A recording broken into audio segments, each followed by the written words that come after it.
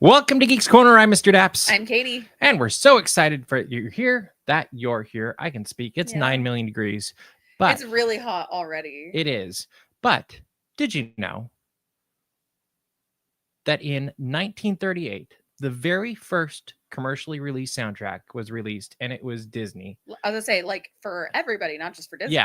Yeah, it was Disney, and it was Snow White and the Seven Dwarfs, and that was the first time that they took the soundtrack and put it on a album and shared it. I did not know that. What should people do, Katie? You should subscribe to us right here, right now. YouTube.com/dapsmagic. If you're not watching it here, that would actually be very strange. I don't know how you got here. You never know. And I respect that. It's all you also good. go to patreon.com/dapsmagic. We actually do a post show for the show called what, Mr. Daps? Daps After Dark. Daps After Dark. It's got a little late night feel. We let you into the studio. It's very fun. And like it happens like 5 or so minutes after this show ends. And then you should go into the comments and you should say something fun because we do have a section at the end just for comments. There we go. But for now, let's talk about Muppets. Thanks, Dad. Thanks, Mr. Daps. Thank you, Mr. Daps. Thanks, man. Thanks, Mr. Daps. Thank you, Mr. Daps. Thanks, man. I love when things work. I do too. All right. So this week we got Fozzie Bear. We have a lot of Muppets. Which, like, shout out to Clocky 2 weeks in a row. That is like a record. Yeah, I don't know how you did that, Clocky. Do you know somebody at Muppet Studio? That's What's a going on around here, and I don't trust it too much. I don't know if I do either. So we have Fozzie, week before Statler and Waldorf. To me, looking at the trends here.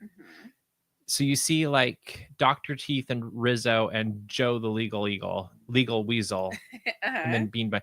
Like you see these sections where it's like, oh, I know them. And then sections where like you don't like, which makes me think there's no rhyme or reason. I just feel bad for like Sam Eagle because Sam Eagle was like in a really weird spot there. But that's okay.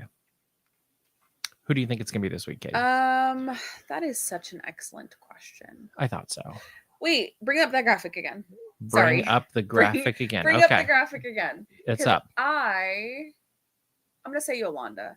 Oh no, Yolanda has had one. Okay, I see her now. Okay, never mind. Put it away.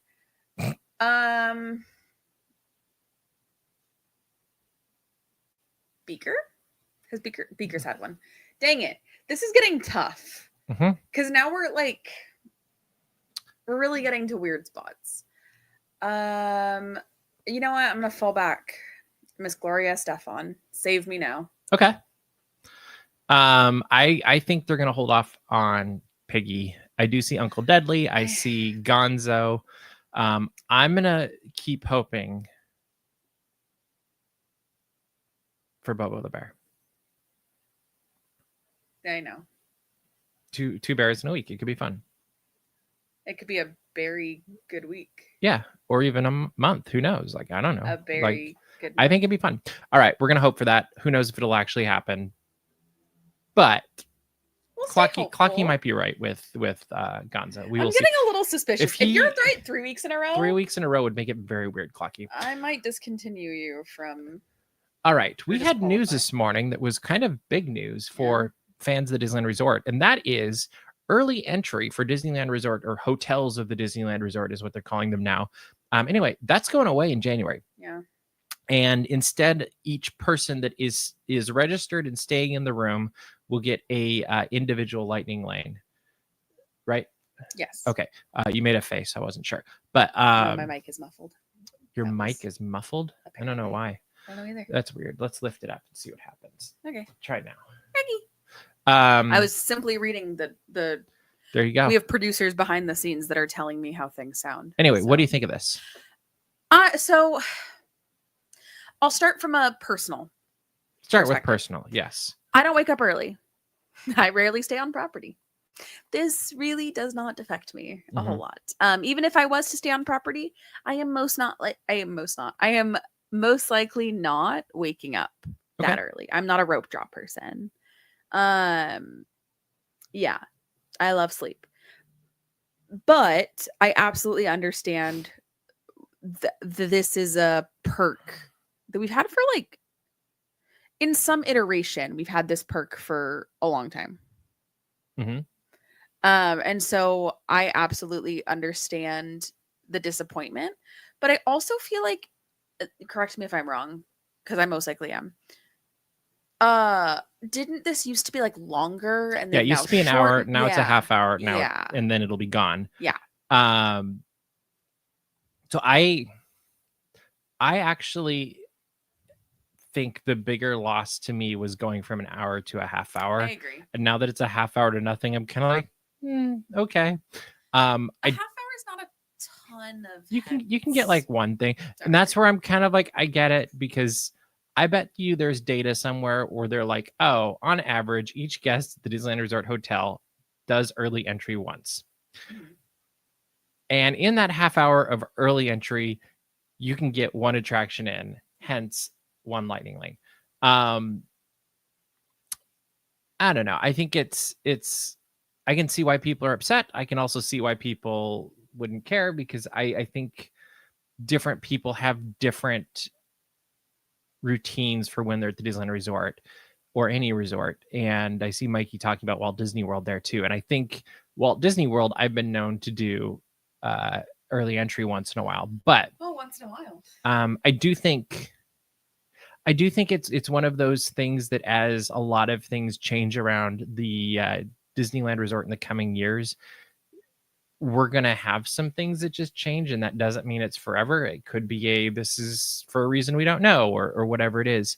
I would not be surprised if there's other underlining reasons that we don't know that are part of this. And I always assume there's reasoning I don't know, or I don't have access to, because we just don't have the big picture of everything that's happening and how these decisions are made. I don't have a huge opinion on this, to be honest. Like, I don't think it's the end of the world.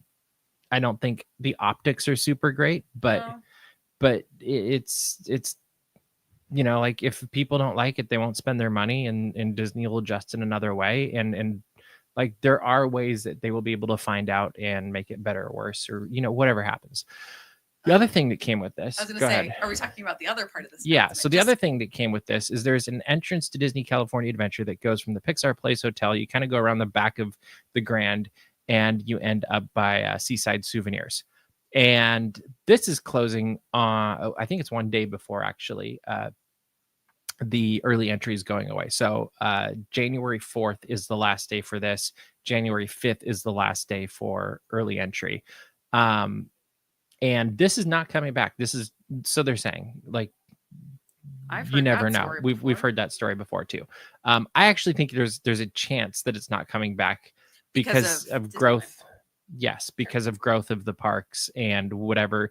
There might be a better place for a new entrance from Pixar Place at some point. What do you think of this being closed?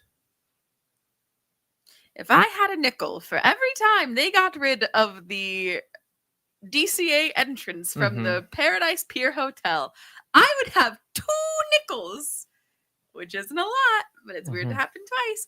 The fact that it was the same gate, I think, is really what gets me. Like, just love that. The only thing is that, yes, Seaside Souvenirs, that's great. I do miss Sunglass Shack, or whatever it was called, with the giant dinosaur. I think that's very iconic. Okay. I liked the entrance. I have used it twice, I think. But also, it was a hike. It was a bit of a trek to get there. I think that's partially it. And I think people didn't completely understand that's where you could go if you were staying. Like, it wasn't a natural, like, oh yeah, even with the sign there, I don't think it felt necessarily like it was somewhere you were supposed to go when you were leaving from Pixar Place. And I will admit, every time I've walked back there, I never see people walking in and out. Agreed. And there's always 6 cast members there now, because you have security, and then you have the main gate cast members and all of that. And that's a trick. Don't forget, the last time there was somebody from Tenaya with incense. Do you remember that? That was so random. No, but just back there. Anyway, I don't think it's the end of the world in this case either. I don't feel like it's taking away a major guest experience, because I would rather go through the Grand anyway. But I will say, to Mr. Grand Grand Californian Stanley's point, Mhm. it was a really good exit. Yeah. Like especially for hotel guests, when you don't want to make that like super long trek, if you were staying at the Grand or if you were staying at Pixar, it was a really good exit. Mhm. And I think that was a really nice thing. So yes, Mr. Period Grand Californian Stanford. I agree with you. There you go. All right. And the more exciting news, I'm not going to play the video again, but the Muppets are headed to Broadway, and they will be with Rob Lake in his magic show. One, what took so long? Yeah. I mean, they've already had a movie about going to Broadway. Like you could probably take the movie and put it on Broadway, to be honest. Like if that would be super easy. Two, I think it's interesting that we now have a trend going where the Muppets are special guests for everything. Like Jollywood Nights, the show, they're special guests. They show up on all of these other random, whether it's late night, whether it's somebody else's The Muppets are show. supposed to be the host of special guests. Yes. That's my... I would like to see the Muppets get their own stage show. Yeah. And I would love it to be a song and dance number and make it big. You know, like Muppets Hollywood Bowl was amazing. Or Muppets Take the Bowl. Is that what it was Muppets called? Take the Bowl. And that shirt tonight. And it will be, I'm sure, a blast. I'm also curious, like, do they put up walls? Do they like... No, that's not what I'm curious about. Oh. What I'm curious about is what their role is. And will it be different Muppets on different nights with Kermit? Because if they're kind of the, you know, there's always that assistant or the person that the magic's being done to in a magic show. So if they have the assumption that Kermit is always there, then could you swap in Fozzie or Piggy or Sammy? You know, like, I'm curious about that too, and how much of the show are they actually going to be in? Because I don't think it'll be a ton. I have my own personal show that I would currently like to see Miss Piggy in. That I would love if she was like, later losers, have fun with the magic show. I'm going to Oh Mary on Broadway. Because the fact that Oh Mary is publicly mourning the fact that Miss Piggy is going to Broadway and it is not to Oh Mary, it is a play about Mary Todd Lincoln. Miss Piggy could be Mary Todd Lincoln. Perfect. I think it would be so Didn't good. it just win some awards or something too? I believe. Or no, it was on the Macy's parade. Was that what it is? Cola Scola, they won for their role. Okay. And I also maybe that's what it was. Believe that there was like a book award it might have gotten. Or... Okay. Anyway, I would like to see the Muppets get a more prominent role in anything they do. And I would love to go to New York and see this still. I know. I literally started thinking, well, how could I get to New York? I would love to go after other people have gone, because I wouldn't want to go if they're like 5 minutes. Like if it's just a cameo. Like if they're a significant part of the show, then I'm interested. If they're not, then I'm like, I'll hopefully see somebody sneak it on YouTube or something. A slime tutorial. That's what the kids call them now. Oh, okay. There you go. One of those. But yeah, so it'd be like magic show slime tutorial. Anyway, one magical act plus an encore with any Muppet. I think that's great. But you know who I specifically want in the magic act? Fozzie Bear. I'm listening. I just want him. Nothing more than that. You just... Yeah, like in the antics of something always goes wrong with Fozzie Bear. Like the remote control pie. Yeah. Or what have you. I would love that. Or what about Sweetums? Well, so here, let me finish. Okay. I was speaking. So what I was going to say was, I just cracked myself up. I think, I just licked the microphone. Fozzie has everything. I don't want to know what that tasted like. It did not taste good. I would assume not. Fozzie has everything going on and it's all going wrong and all these things are happening and the magician pulls it off in spite of it all. Like, you know, like that traditional, like, oh. I mean, it's really too bad that they're divided from Sesame Street, because then you could have the Count show up. Oh, and I would also like Abby Cadabby to show up. Or there we go. Because Abby Cadabby is magic. There we go. But yes, no, the Count would be really like there's lots of options for this. And we'll see. They live in New York. There you go. It's not even a far commute for them. It all makes sense. Yeah. All right, let's move into the real fun of the night. Oogie Boogie Bash is now going. We are not going to give you the whole guide. I just grabbed the graphic. But we are going to talk about a few highlights of the night. First off, new things. We got to see Syndrome for the first time. He came out at about 15? A little bit late, but he at least showed up. So better late than never. What did you think of Syndrome? Go. I don't know that he translates very well off of animation. Like from animation to in person. Sometimes they just don't work.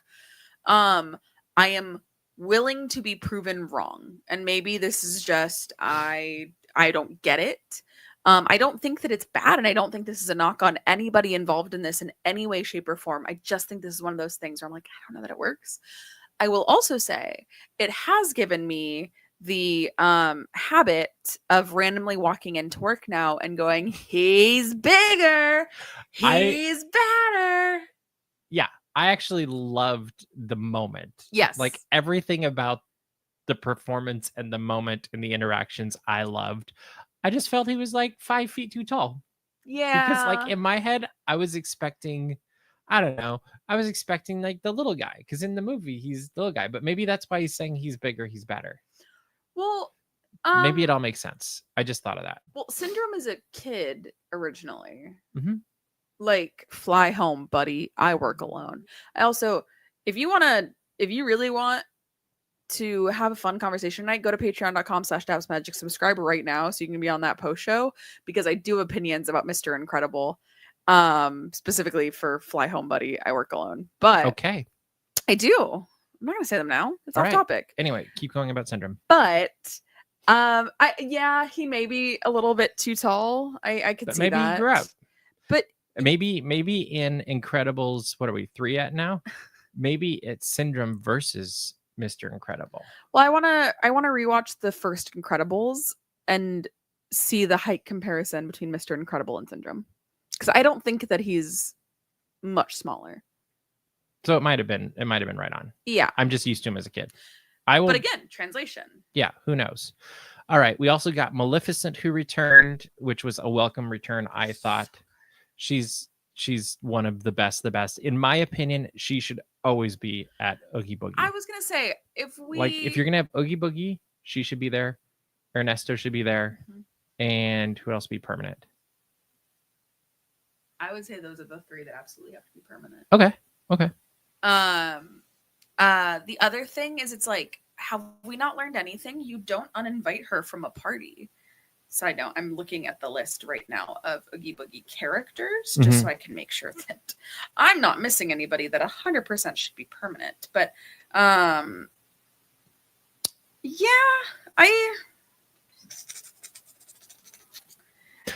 could kind of make part of an argument for Judge Doom, because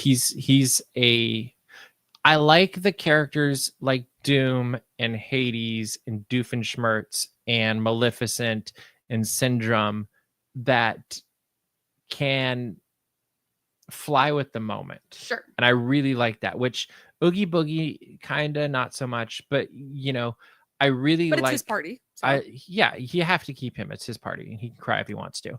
But I really would like. I don't know. I thought it was such a good location for her this year. I thought it was a much better location for Doom. Like, I thought that all worked so well. That is such a better location. That's a problem. Like, if I were making any guesses, Doom might be on the chopping block soon, because his space will be going to outer space. It's true. The real villain next year is Construction. I think he did, Bailey. You never know.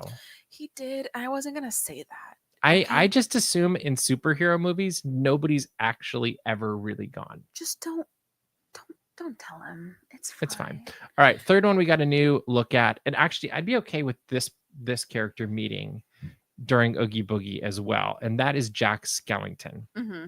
In fact, I think of all the characters we don't have at Oogie Boogie, like, yes, he's in the Frightfully Fun Parade. He should be, when not in the parade, on a treat trail. I would love if him and Sally had a treat trail. Or if they switched out with Oogie Boogie. I think that'd be hard, but yeah. It might be. But I would love to see both of them because I also feel like it's their party too. In fact, I would put them, if I were in charge. If I were we in didn't charge. have this planned. If I were in charge, I would put them at the Hyperion queue.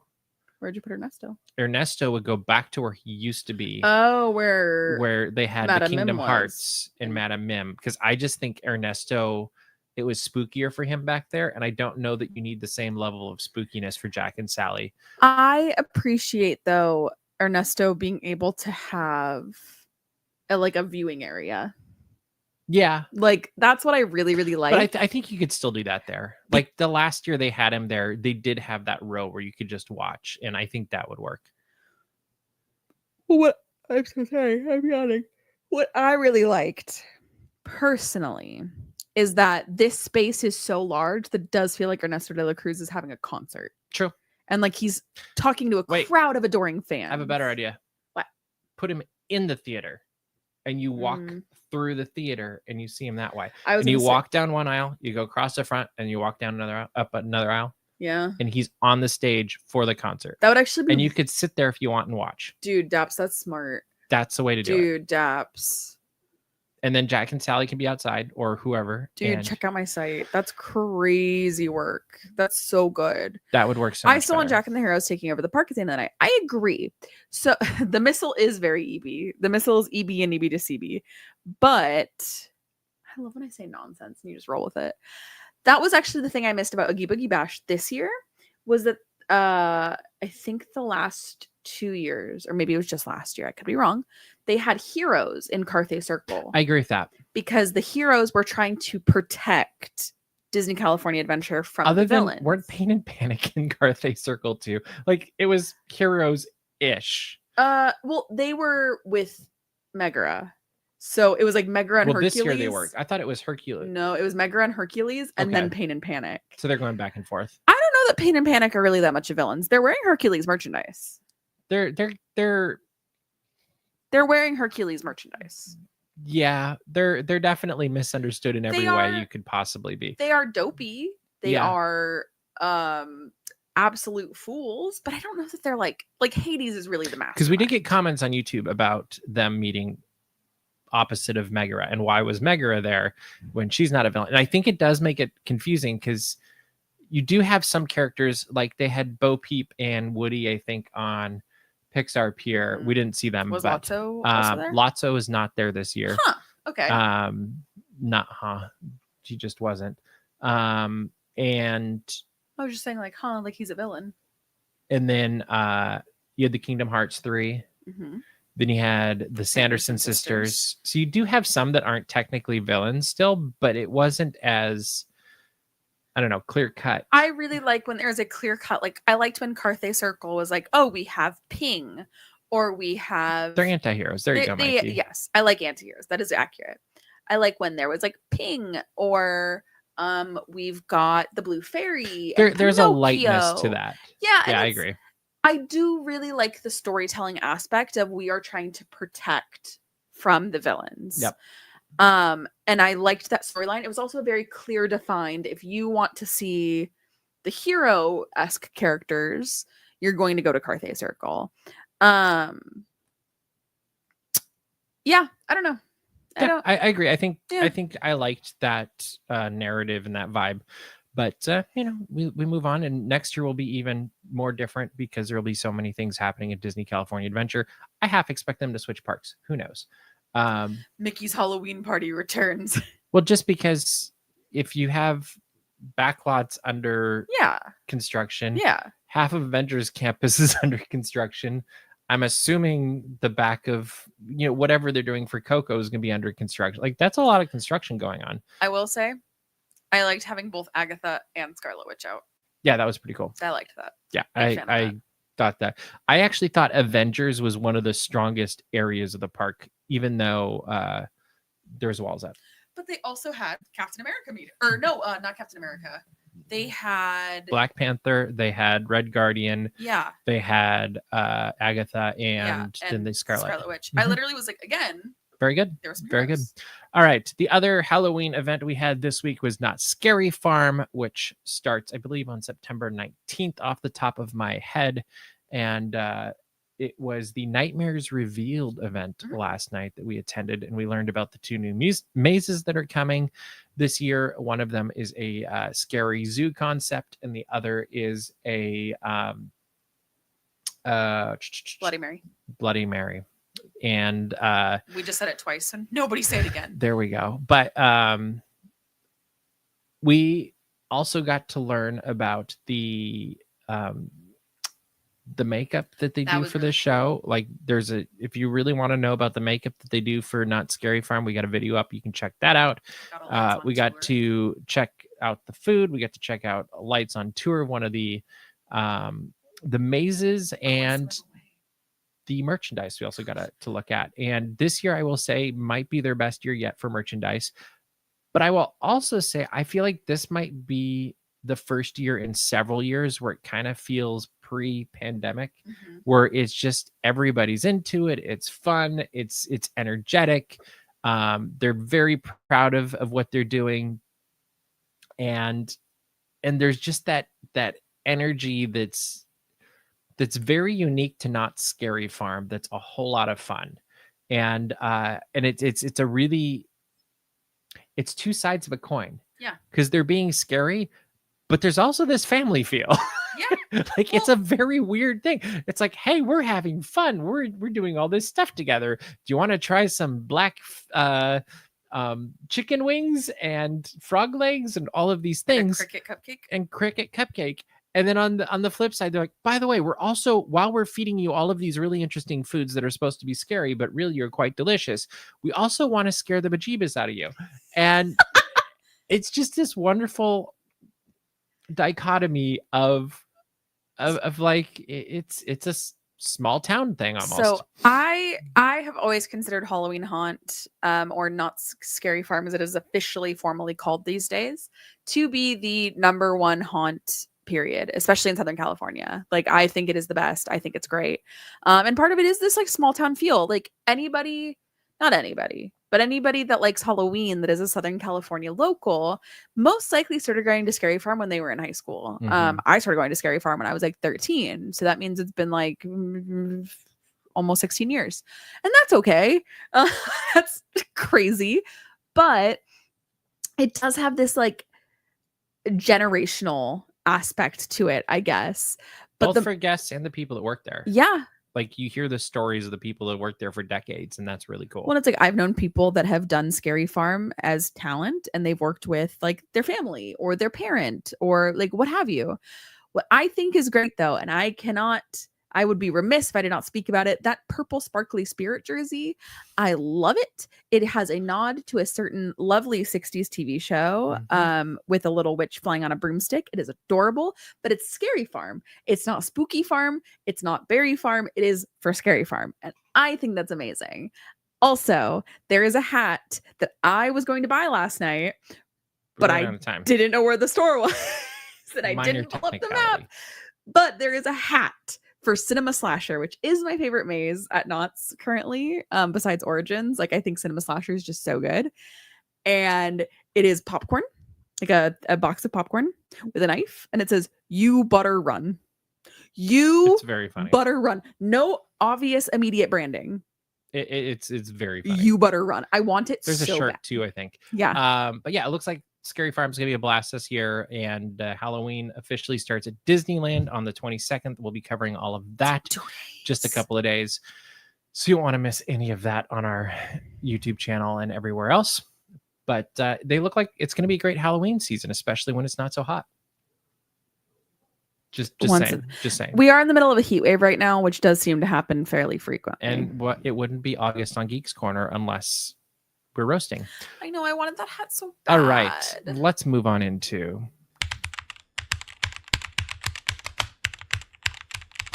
comments. That's right. It's time for comments. If you have anything you'd like us to respond to, let us know in the comments. We will discuss them for just a few minutes before we make the leap over to Patreon and watch. Well, not watch. have Daps After Dark, the Patreon exclusive show. It's going to be a lot of fun tonight. And we got something, I know of one thing I'm going to share. And I think Katie has some ideas as well. But if you have comments, let us know and we will respond to them. Otherwise, yes, Katie should have gotten the hat. Again, so Daps was recording the show with the makeup artists. It's very in-depth. I filmed the lights on tour of the Grimoire, which will be leaving after this season. And I was like, perfect. Because if I have Mr. Daps anywhere near me, I do have actually a level of self-control where I'm like, you know what? I don't need to spend silly money. I have no, like, he does not make me feel bad for spending silly money on silly things. Like, he's like, okay, cool, like, do that. But like, it's the process of having to justify it to another person. But I have zero problem being like, look, I bought this thing. There you go. All right. Any snacks to recommend at Oogie Boogie? So here's the thing. Oogie Boogie, you get so many treats. You don't need snacks. Yes, you could get the spooky snacks at Flo's V8 and all of those things.